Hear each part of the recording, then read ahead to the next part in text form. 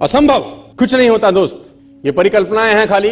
और मैं आज तो आपको बहुत ईमानदारी से और 12 साल के तजुर्बे का निचोड़ निकाल के बता सकता हूं कि इस दुनिया में असंभव नाम का कोई शब्द होता ही नहीं है।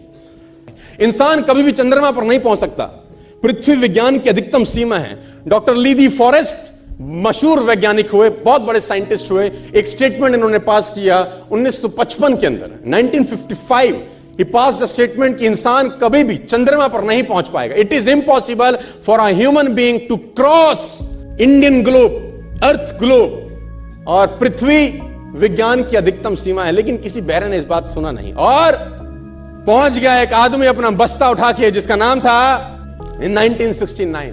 और उसके बाद तो स्पेस जर्नी ऐसी हो गई जैसे आप और मैं अभी पतिया और बैंकॉक चले जाते हैं। लॉर्ड केल्विन बहुत बड़े साइंटिस्ट हुए, उनका स्टेटमेंट आया कि सिर्फ पक्षी उड़ान भर सकते हैं, हवा से भारी मशीन का उड़ान भरना असंभव है। इट इज इम्पॉसिबल कि हवा से कुछ भी भारा हो और वो उड़ सके, क्योंकि ग्रेविटी उसको गिरा देगा। लेकिन तमाचा मारा इन लोगों ने, तमाचा मारा और लिख के दिया कि हमने साइकिल के स्पेयर पार्ट से इंसानों को पक्षी बना दिया। साइकिल के स्पेयर पार्ट से इंसानों को पक्षी बना दिया। 16 साल लगे राइट ब्रदर्स को जहाज का निर्माण करने में। लेकिन इन लोगों ने उसकी बात नहीं सुनी कि जो कहते थे कि वायु का सिद्धांत तुम्हारे विपरीत है। यह बात भंवरे को कही जाती थी कि भंवरा वायु के सिद्धांत के कारण कभी जीवन मोड़ नहीं सकता, क्योंकि उसके पंख उसके शरीर से हल्के रहते हैं। लेकिन भंवरा साला किसी स्कूल में गया नहीं आज तक। माई doctor told me I will never walk again.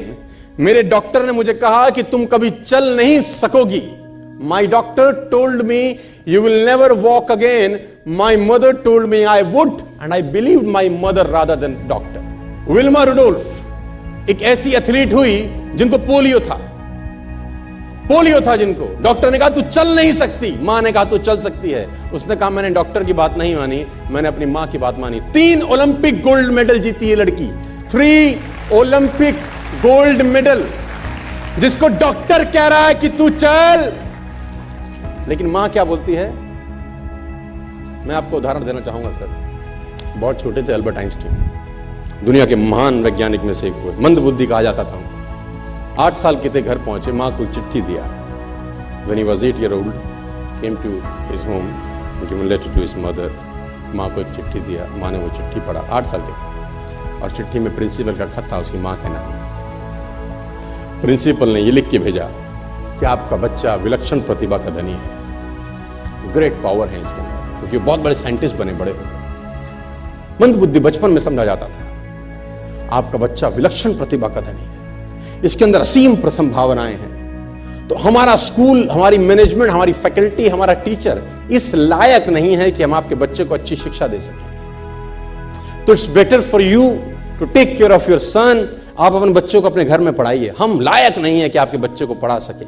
और उसकी मां ने पढ़ते पढ़ते आंखों में आंसू ले आई और उसने बच्चे को कहा कल से तो स्कूल नहीं जाएगा, मैं तेरी परवरिश घर पे करूंगी, क्योंकि तेरा टीचर तुझे इस लायक नहीं समझता। मतलब वो अपने आप को इस लायक नहीं समझते। बच्चा खुश हुआ, मोटिवेट हो गया और लग गया। उसकी मां का निधन हो गया और अल्बर्ट आइंस्टीन बहुत बड़े साइंटिस्ट हो गए। अल्बर्ट आइंस्टीन जब बहुत बड़े साइंटिस्ट हुए तो मकान शिफ्ट कर रहे थे अपना, और जीवन का सच्ची घटना वो अपनी ऑटोबायोग्राफी में लिखते हैं कि जब मैं मकान शिफ्ट कर रहा था तो एक ड्रॉस के अंदर मुझे वो व्हाइट कलर का पेपर फोल्डेड अवस्था में मिला।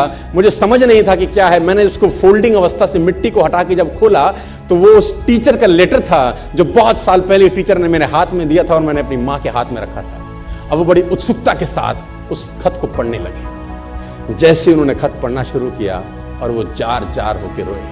उसमें लिखा था कि तुम्हारा बच्चा मंदबुद्धि है, ये हमारे स्कूल के लायक नहीं है, इसको आज के बाद हमारे स्कूल में मत भेजना, इसकी परवरिश खुद किया। मां ने उल्टा पड़ा कि नहीं, ऐसा नहीं है, तू सब कुछ कर सकता है, तेरे हाथ पास पावर है, तेरे में प्रतिभा है, यू कैन डू वंडर्स। दोस्तों, इस दुनिया में किसी की बात मत सुनना। नेवर एवर बिलीव एनीबॉडी कि जो तुमको बोले कि तू नहीं कर सकता, कान पे मारना, बोला साले तू नहीं कर सकता, हम करेंगे।